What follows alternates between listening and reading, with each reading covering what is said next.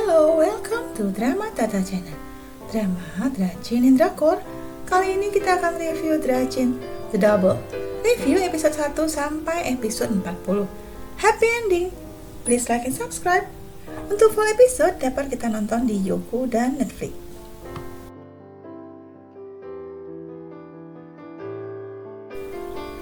Shen Yurong dan Xu Fangfei saling mencintai dan hidup dalam pernikahan yang bahagia, walaupun dalam kesederhanaan. Keduanya adalah cendekiawan yang cerdas dan sangat serasi. Shen Yurong dari keluarga sederhana, dan Xu Fangfei adalah putri pejabat yang jujur dan sederhana.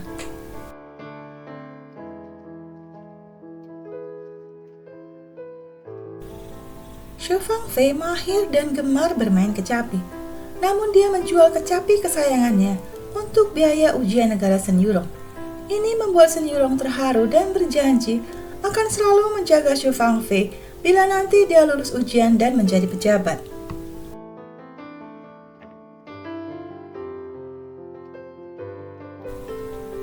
Shen Yurong lulus ujian dan diangkat menjadi pejabat. Xu Fangfei mengantar Shen Yurong ke istana. Saat itu dia melihat Putri Wanning kagum pada kecerdasan Shen Yurong dan menyambut Shen Yurong di istana.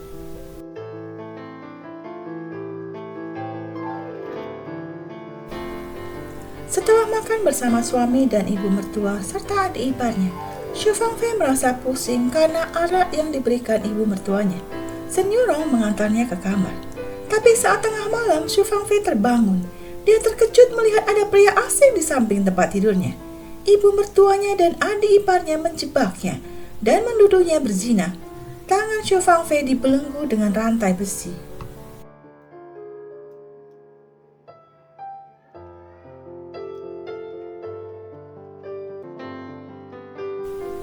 Shen Yurong membebaskan Xu Fangfei dan membawanya menuju pegunungan. Setelah meminum pemberian suaminya, lalu Xu Fangfei pingsan. Saat Xu Fangfei sadar, dia telah berada di dalam lubang yang telah digali suaminya.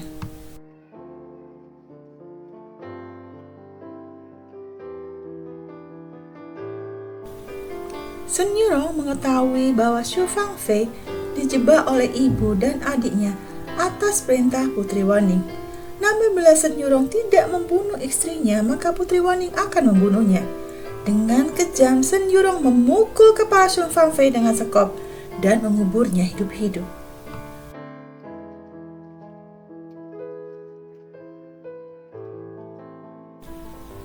Setelah Shen Yurong pergi, ternyata Xu Fangfei langsung tersadar dan keluar dari kuburnya. Pukulan sekop itu tidak membunuhnya.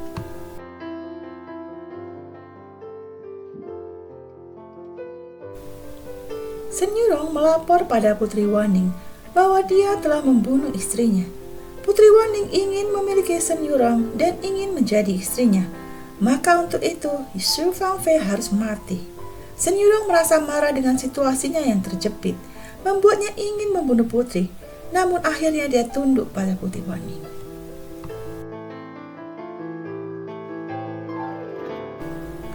Adipati Xu Xiuhong mengejar penyelundup garam dan pejabat komplotannya yang lari menuju Gunung Xingzhou.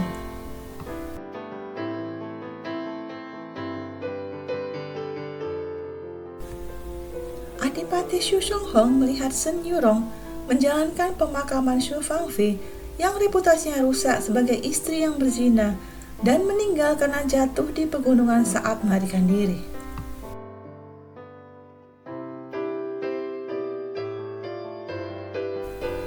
Jiang Li dan Tong Er menemukan Xu Fangfei di tepi sungai dan menyelamatkannya, serta memberinya makan.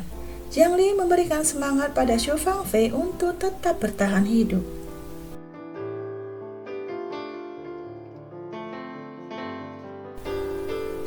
Jiang Li diam-diam ingin mengantarkan makanan untuk Xu Fangfei, namun dia dituduh akan berbuat maksiat dan dihukum oleh ketua Balai Gadis Suci. Jiang Li dipukul secara keras oleh ketua dan seluruh gadis secara bergantian.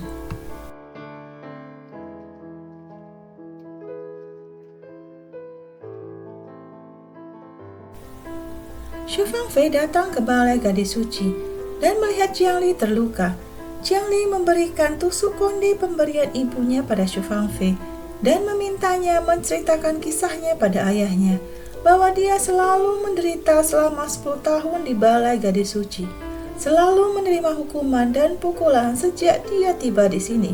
Saat Jiang Li berumur 7 tahun, ibu tirinya Ji Suren menuduhnya ingin membunuhnya dan memasukkannya ke Balai Gadis Suci untuk bertobat.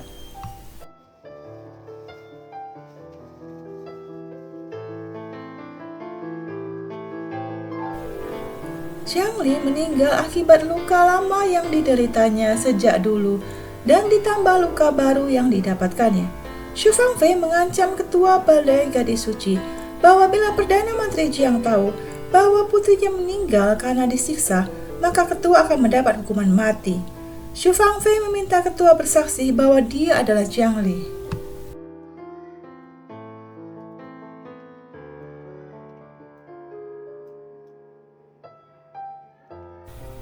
Xu Fangfei dan Tong Er memakamkan Jiang Li di tempat Xu Fangfei dikuburkan.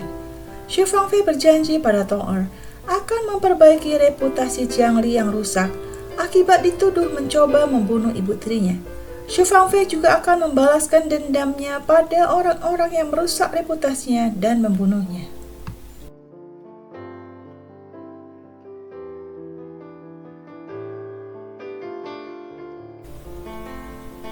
Adipati Su Xianghong mengejar buronan ke Balai Gadis Suci.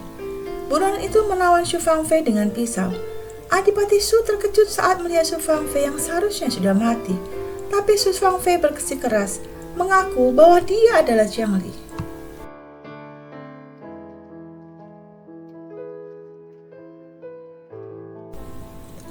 Dengan kecerdasannya, Xu Fangfei mampu meyakinkan Adipati Su Xianghong bahwa dia adalah Jiang Li dan meminta Adipati Su untuk mengantarnya ke ibu kota.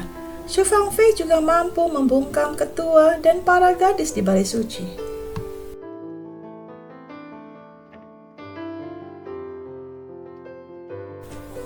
Perdana Menteri Jiang tidak dapat mengenali anaknya yang pergi saat masih kecil. Keluarga Jiang percaya bahwa Xu Fangfei adalah Jiang Li. Namun Jiang Li ditempatkan di area rumah yang terbengkalai. Mereka tidak menghargainya.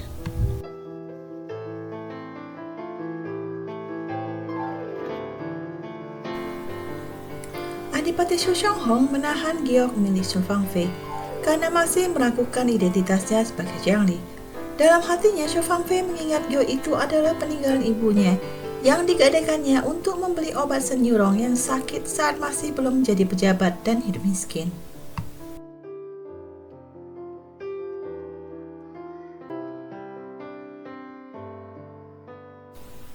Jiang Li ditahan di kediamannya agar tidak bisa menghadiri perayaan kedewasaan Jiang Ruyo. Namun Adipati Su mempertanyakan, mengapa Jiang Li tidak hadir?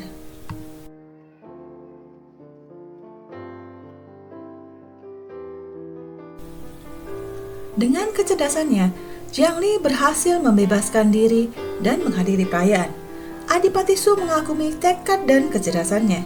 Namun Shen Yurong, ibu, dan adiknya terkejut melihat Jiang Li sangat mirip dengan Xu Fangfei yang seakan-akan hidup dari kematian dan bangkit dari kubur.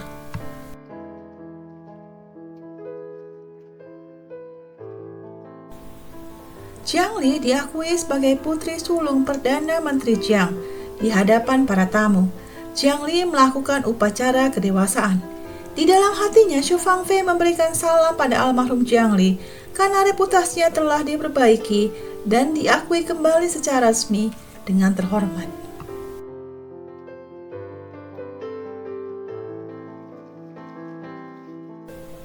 Jiang Li masuk ke sekolah bangsawan dan bertemu Se Jingshuan yang merupakan sepupunya dari keluarga ibunya. Jiang Li, Jiang Jinrong, Ye Xingshuan, dan Liu Shu akan bertanding keahlian dengan grup keluarga Li.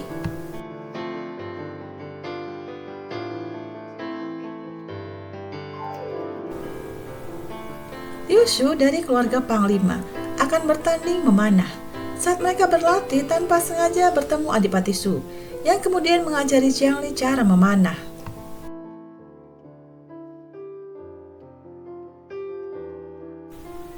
Kompetisi pertama adalah pengetahuan politik dan pemerintahan. Nilai Ye Sengshuan seimbang dengan putra pertama keluarga Li.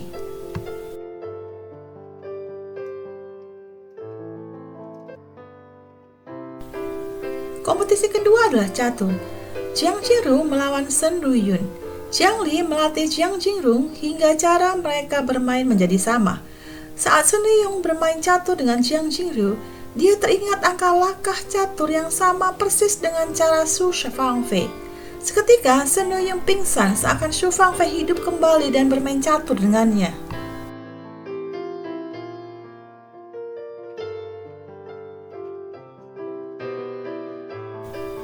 Kompetisi ketiga adalah kerjasama tim mengangkat rekannya memanah di udara. Liu Shu berhasil memenangkan pertandingan ini, mengalahkan Hong Min dari keluarga Li.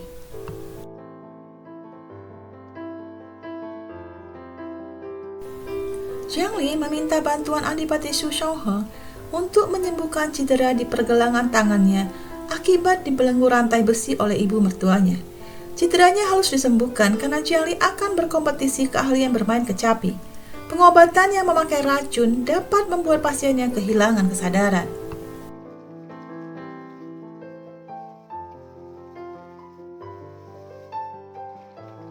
Kompetisi keempat adalah permainan kecapi antara Jiang Ruyo dan Jiang Li.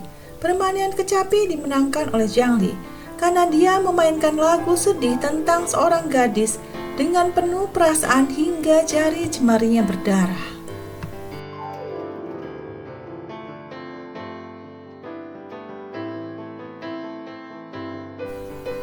Para pelajar yang menang kompetisi diundang ke perjamuan kerajaan. Ye Sengshuan menjemput Jiang Li, namun Jiang Jiru juga ingin ikut. Jiang Jiru menyadari Ye Sengshuan selalu menatap Jiang Li.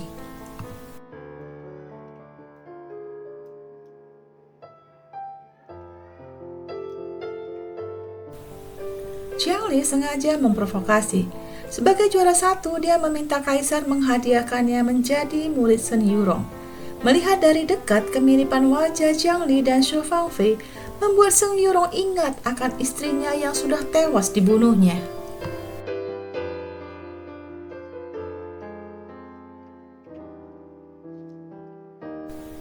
Mendengar Jiang Li ingin menjadi murid Shen Yurong, membuat Putri Waning marah dan memerintahkan Jiang Li memainkan permainan, yaitu memanah guci yang ada di atas kepala Shen Yurong.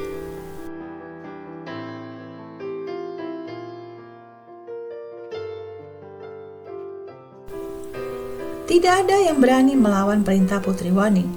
Namun Adipati Agung Su Xiaoheng datang dan menghentikannya. Jiang Li baru menyadari bahaya yang dihadapi bila masuk ke istana.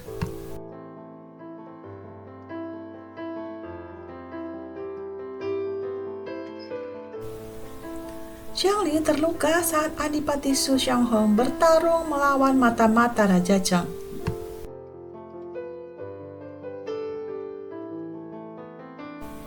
Su Fangfei menyamar menjadi pria dan bersama pamannya menyelidiki kasus tuduhan korupsi ayahnya. Saat penyamarannya hampir terbongkar, Xiaoheng menolongnya.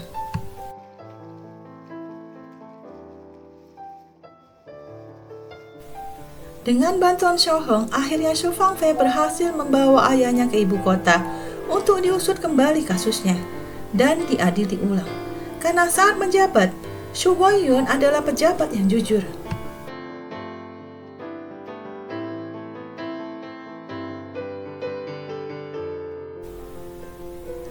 Su Fangfei sepakat dengan para bawahan ayahnya saat menjabat bahwa dia adalah Jiang Li dan tidak ada hubungannya dengan Shu Huaiyun yang dituduh korupsi dan mendapat hukuman mati.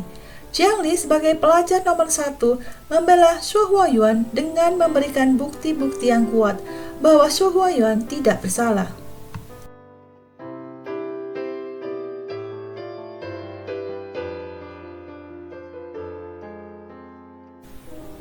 Jiang Li menghadap kaisar dan memberikan bukti.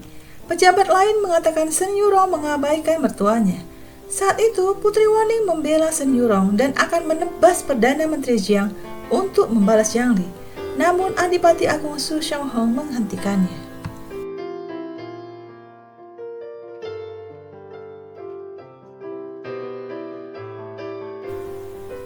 Adipati Su Xianghong selama ini telah mengetahui identitas asli Jiang Li adalah Shu Fangfei. Adipati Shu menyatakan perasaannya. Mereka merasakan hal yang sama dan berjanji akan saling menjaga dan mencintai.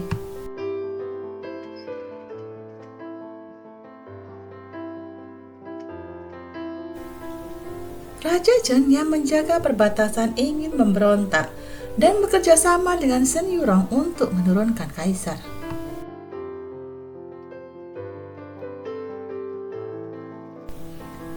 Shen Yurong dengan kecerdasannya berhasil mengetahui bahwa Jiang Li sebenarnya adalah Shu Fangfei. Shen Yurong membius Shu Fangfei dan menculiknya.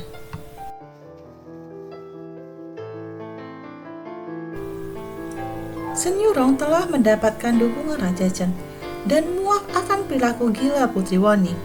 Shen Yurong menikam Putri Woning hingga mati dan menuduh Adipati Shu yang melakukannya.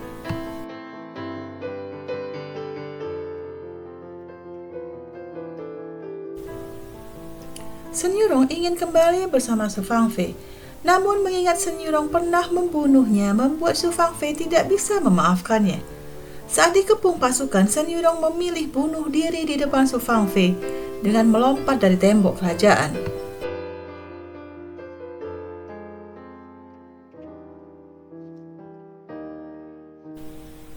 Adipati Su Xianghong berhasil mengalahkan pasukan pemberontak dan membunuh Raja Zheng.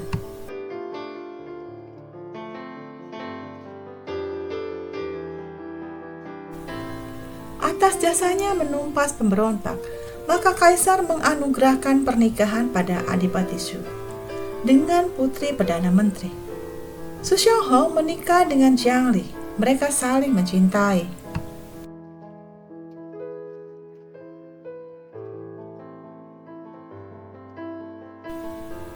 Adipati Su Xianghong pergi ke perbatasan untuk menumpas tuntas sisa-sisa pasukan pemberontak dan membawa kemenangan besar.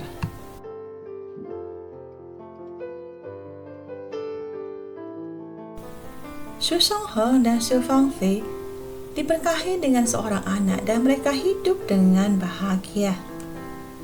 Thanks for watching. Have a nice day. See you later on the next review. Bye-bye.